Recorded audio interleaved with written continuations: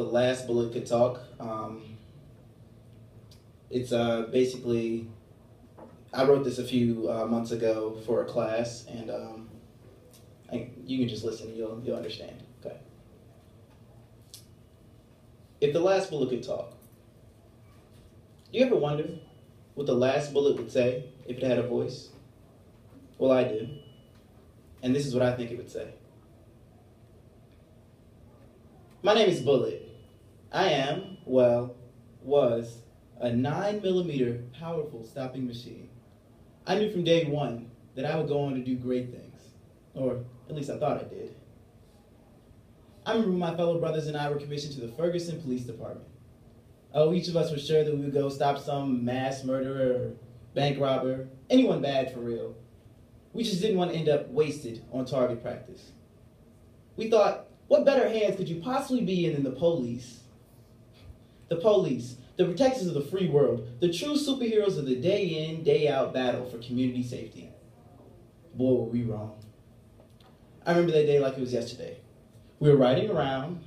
I was about 5th or 4th in the clip, ready for action, but not expecting it.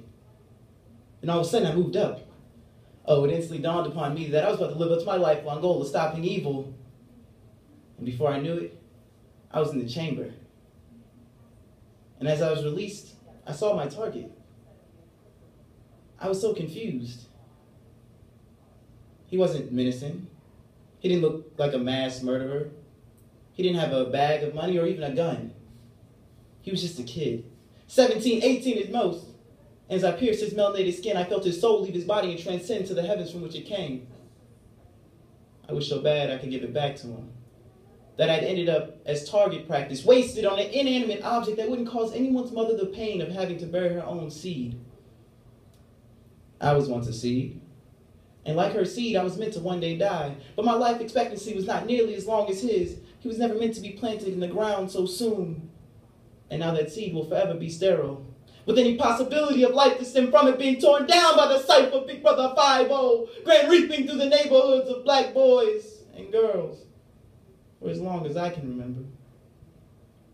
Now, as I sit in this evidence bag, dying and destroyed, both physically and mentally, with an emotional state so shattered I have no words, I say to my brothers who have slain the innocent, I feel your pain.